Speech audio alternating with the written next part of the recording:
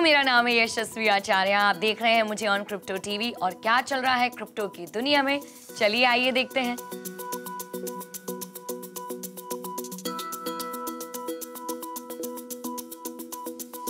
Kevin ओलेरी backed DeFi platform बिटफाई को $162 million में खरीदा।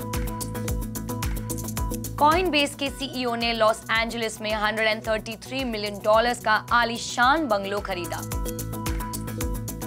NFT फोकस्ड होल्डिंग कंपनी ने फंडिंग राउंड में $50 मिलियन जुटाए। क्रिप्टो स्टार्टअप सियोन डिजिटल ने सीड फंडिंग में $12 मिलियन जुटाए। दक्षिण कोरिया के क्रिप्टो इन्वेस्टर्स को फॉरेन एक्सचेंज में अपनी होल्डिंग्स का खुलासा करना पड़ेगा। स्विस साइबर सुरक्षा फर्म एल्प्स एक फॉर्मर मिलिट्री बंकर में बिटकॉइन माइनिंग्स में इन्वेस्ट करेंगे। यूके के मार्केट रेगुलेटर ने Crypto.com के 2 विज्ञापनों पर लगाया प्रतिबंध। SEC ने NYDIG बिटकॉइन स्पॉट ETF के डिसीजन को किया पोस्टपोन्ड। सैमसंग ने क्लाइमेट चेंज का हल ढूंढने के लिए ब्लॉकचेन टेक्नोलॉजी का उपयोग किया। चीन के सेंट्रल बैंक ने डिजिटल युआन वॉलेट का ट्रायल वर्जन रिलीज किया। क्रिप्टो वायर ने इंडिया का पहला crypto currency index IC15 launch किया है। क्रिप्टो वायर एक ग्लोबल सुपर ऐप है जिसमें क्रिप्टो टीवी चैनल भी शामिल है। IC15 इंडेक्स का एम इन्वेस्टर्स को दुनिया भर के लीडिंग क्रिप्टो एक्सचेंजेस पर listed top 15 widely traded liquid crypto currencies की परफॉर्मेंस को ट्रैक करने में मदद करना है।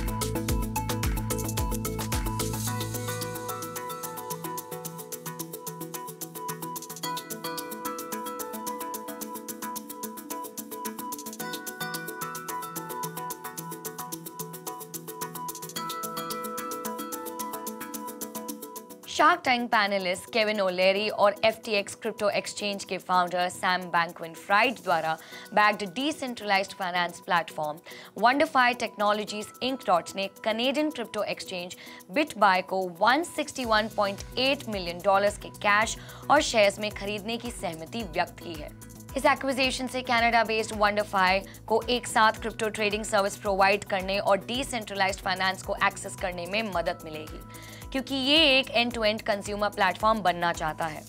पब्लिकली लिस्टेड वंडरफाई बिटबाय को 70 मिलियन नए शेयर्स और 39 मिलियन कैश में पे करेगी।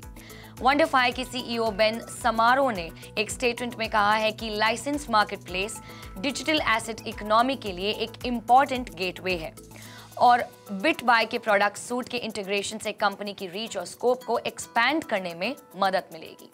यूएस के largest crypto currency exchange Coinbase के CEO ब्रायन आर्मस्ट्रॉन्ग ने लास्ट ईयर दिसंबर में जापानीज एंटरप्रेन्योर हिडेकी टोमिटा से $133 मिलियन का लॉस एंजलिस में मेंशन खरीदा है।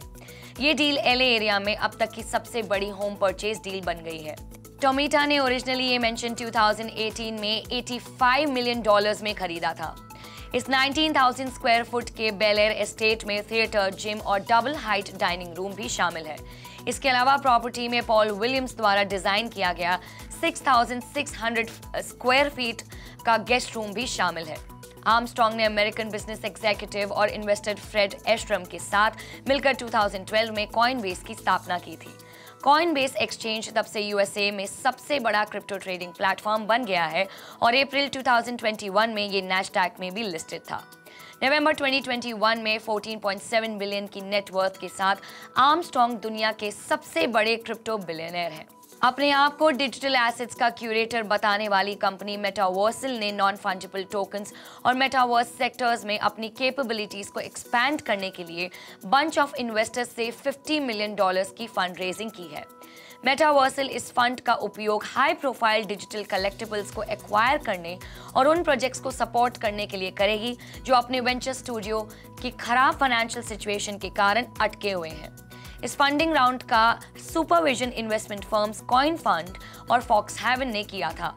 दूसरे इन्वेस्टर्स में Collab plus Currency, Dapper Labs, Digital Currency Group, Franklin Templeton, Rarible, Seta Blockchain ventures भी कर रहे हैं। इस फंडिंग में मेटावर्सल को NFT प्लेटफॉर्म रेरेबल और डेपर लैब्स फ्लो ब्लॉकचेन के साथ पार्टनरशिप करने में भी मदद मिलेगी।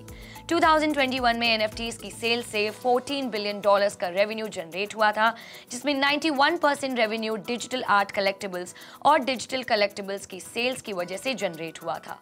ट्रेडिशनल फाइनेंस इंस्टीट्यूशंस के लिए crypto infrastructure startup building tools create करने वाली कंपनी सियोन डिजिटल ने सीडिंग फंडिंग राउंड में $12 मिलियन जुटाए हैं। कंपनी के फाउंडर और CEO स्नेहल ने एक इंटरव्यू में कहा है कि सियोन ने टीम को एक्सपैंड करने और इंफ्रास्ट्रक्चर प्लेटफॉर्म को लॉन्च करने के लिए सीडिंग की है।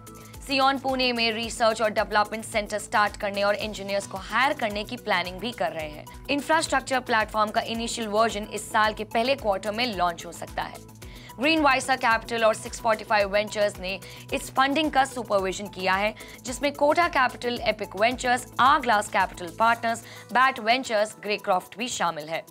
सियोन ने प्लेटफॉर्म द्वारा खरीदे, बेचे, प्राप्त या भेजे गए डिजिटल एसेट्स के वॉल्यूम के आधार पर एक फिक्स्ड मंथली फीस और ट्रांजैक्शन फीस लेने की योजना बनाई है। साउथ कोरिया की मिनिस्ट्री ऑफ इकोनॉमी और फाइनेंस द्वारा पब्लिश्ड न्यू ईयर गाइडबुक के अनुसार साउथ कोरियन सिटीजन्स और डोमेस्टिक कॉर्पोरेशंस द्वारा इस वर्ष किसी भी दिन फॉरेन अकाउंट्स में 500 मिलियन वॉन से अधिक की जमा राशि को 1 जून से 30 जून 2023 तक ज्यूरिसडिक्शन के टैक्स ऑफिस डायरेक्टर को रिपोर्ट करनी पड़ेगी। South Korean government crypto currency पर 20% कैपिटल गेन टैक्स इंट्रोड्यूस करने वाली है, लेकिन इन्वेस्टर्स के ऑपोजिशन और इलेक्शन ईयर होने के कारण गवर्नमेंट ने इसे इंट्रोड्यूस नहीं किया था। Nasdaq listed cyber crime security, Alps और इंटरनेट थिंग्स कंपनी वाइस की इंटरनेशनल होल्डिंग ने कहा है कि वो अपने जेनेवा डेटा सेंटर और स्विस एल्प्स में स्थित एक फॉर्मर स्विस मिलिट्री बंकर में बिटकॉइन को माइन करने की योजना बना रहे हैं।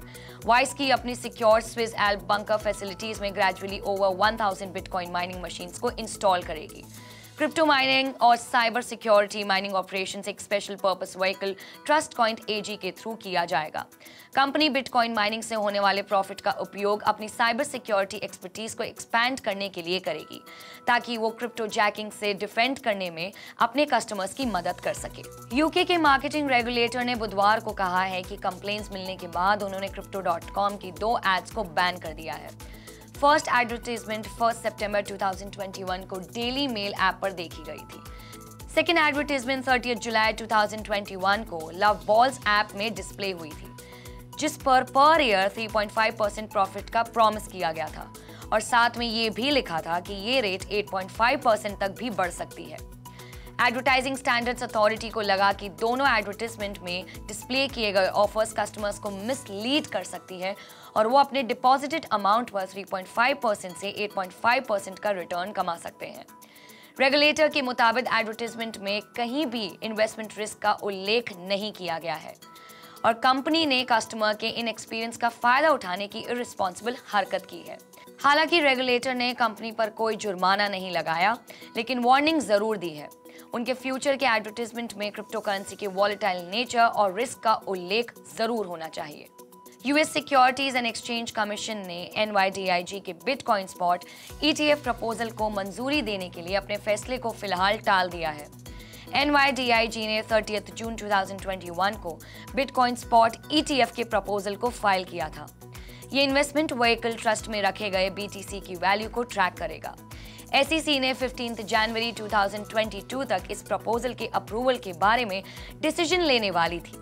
हालांकि SEC ने कहा है कि वो अभी कोई डिसीजन नहीं लेगी और इस प्रपोजल के बारे में 16 मार्च 2022 तक डिसीजन लेगी। NYDIG stone rig asset management की डिजिटल एसेट फोकस सब्सिडियरी, जिसकी वैल्यूएशन $7 बिलियन है। SEC ने पहले van ईक bitcoin spot ETF proposal को 13 नवंबर को आउटराइट रिजेक्ट कर दिया गया था। That's all for today. मेरा नाम है यशस्वी आचार्य। Do not forget to like, subscribe and hit the bell icon अगर जानना चाहते हैं कि क्या चल रहा है क्रिप्टो के वर्ल्ड में। Keep watching Crypto TV.